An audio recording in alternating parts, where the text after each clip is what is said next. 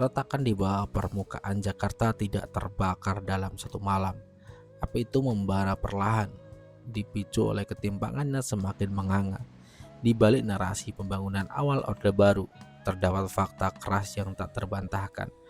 Ketergantungan akut pada modal asing. Data tercatat sekitar 40% dari total modal asing yang masuk ke Indonesia berasal dari Jepang. Dominasi ini tidak merata. 90% investasi Jepang terkonsentrasi di Pulau Jawa, menguasai sektor tekstil, bahan pangan, elektronik, dan otomotif. Bagi segelintir elit, ini adalah pertumbuhan ekonomi. Puncak kejengkelan makin memanas pada tahun 1972 hingga 1973 ketika rencana pembangunan Taman Mini Indonesia Indah oleh Tien Soeharto dianggap sebagai bentuk ketidaksensitifan yang parah di tengah kondisi keuangan negara yang buruk. Dengan pengumuman kunjungan resmi Perdana Menteri Jepang Kague Tanaka yang dijadwalkan berada di Jakarta pada tanggal 14 hingga 17 Januari tahun 1973, bagi para mahasiswa, kedatangan ini bukan sekedar kunjungan diplomatik, melainkan simbol nyata dominasi ekonomi yang mereka lawan. Pada hari Senin 14 Januari 1974, ribuan mahasiswa bergerak. Target mereka jelas, Pangkalan Udara Halim Perdana Kusuma. Mereka ingin menyampaikan protes secara langsung, namun harapan itu mentok depan tembok penjaga ketat aparat keamanan. Akses ditutup rapat, demonstrasi dibungkam sebelum sempat bersuara.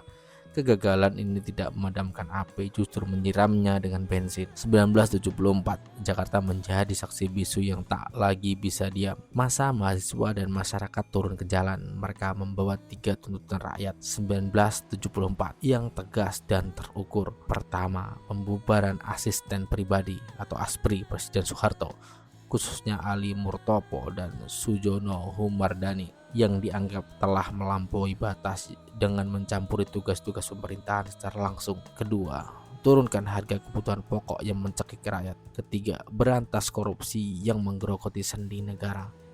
Awalnya aksi ini bergerak dengan tertib, namun menjelang sore narasi berubah drastis. Di tengah kerumunan, elemen provokator diduga mulai bekerja. Apa yang dimulai sebagai tuntutan politik bermetaforsis menjadi amuk massa yang tidak terkendali.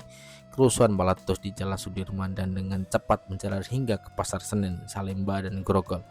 Mobil-mobil bermerek Jepang menjadi sasaran kemarahan, dibakar dan dihancurkan. Pusat-pusat perbelanjaan dijarah, gedung-gedung dilahap oleh si jago merah. Jakarta berasap. Garis antara demonstrasi politik dan penjarahan sosial kabur, meninggalkan pertanyaan besar yang menentang. Siapa sebenarnya yang diuntungkan dari kekacauan ini?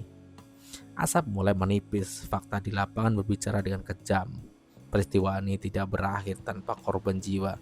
Data mencatat dengan dingin 11 orang tewas, 137 orang luka-luka, dan antara 750 hingga 800 orang ditangkap. Ratusan kendaraan dan puluhan gedung hancur. Di satu sisi, aparat keamanan menuding mahasiswa sebagai dalang kekacauan. Di sisi lain, mahasiswa bersikeras bahwa rute aksi mereka dari Salemba ke Grogol awalnya berlangsung damai, dan kerusuhan adalah hasil rekayasa provokator yang sengaja mengadu domba.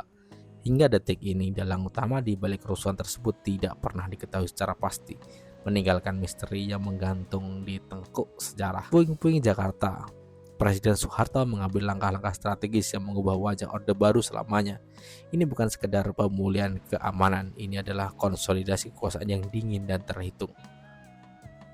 Jenderal Sumitro yang saat itu menjabat sebagai Panglima Komando Operasi Pemulihan Keamanan dan Ketertiban dicopot dari jabatannya karena dianggap gagal mengendalikan situasi. Soeharto langsung mengambil alih jabatan tersebut. Sutopo Juwono, Kepala Badan Koordinasi Intelijen Negara, juga dicopot dan digantikan oleh Yoga Sugomo. Tuntutan mahasiswa sebagian tercapai. Lembaga ASPRI resmi dibubarkan. Namun di balik pembubaran itu, Ali Murtopo tidak jatuh, melainkan hanya dipindah tugaskan ke Bakin. Di sisi lain, para penggerak mahasiswa menghadapi konsekuensi berat. Hariman Siregar, Ketua Dewan Mahasiswa Universitas Indonesia, dinyatakan bersalah dan dijatuhi hukuman penjara. Namun pukulan terberat tidak hanya ditunjukkan pada individu, melainkan pada kebenaran itu sendiri. Pemerintah melancarkan serangan sistematis terhadap kebebasan pers. Pasca Malari, 12 media massa dibredel dan dicabut izin cetak serta izin terbitnya.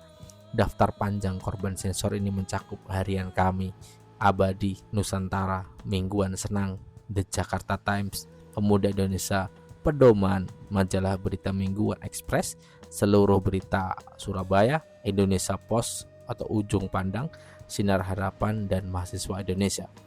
Surat Kabar Mahasiswa Indonesia yang sebelumnya sempat mencetak hingga 9.000 eksemplar pada puncaknya di tahun 1972 dipaksa hening. Langkah ini kemudian dikukuhkan dengan penerapan aturan yang semakin membelenggu, yang kelak bermuara pada Undang-Undang Nomor 21 Tahun 1982 tentang Pokok-pokok Pers, yang mewajibkan surat izin usaha penerbitan pers atau SIUP dan penuntut pers agar sejalan dengan kebijakan pemerintah. Bukan sekedar catatan perusuhan, ini adalah persimpangan gelap dalam sejarah.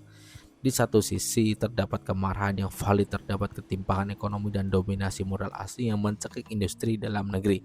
Di sisi lain terdapat kekacauan yang menghancurkan dan menelan korban jiwa tanpa pandang bulu. Dan di atas semuanya terdapat tangan kekuasaan yang dengan dingin memanfaatkan kekacauan tersebut untuk membungkam kritik, menyingkirkan rival politik, dan mematikan kebebasan pers. Investasi Jepang memang terus mengalir pasca peristiwa ini. Meski hubungan sempat merenggang, tuntutan ekonomi mahasiswa kandas, digantikan oleh era represif yang semakin ketat.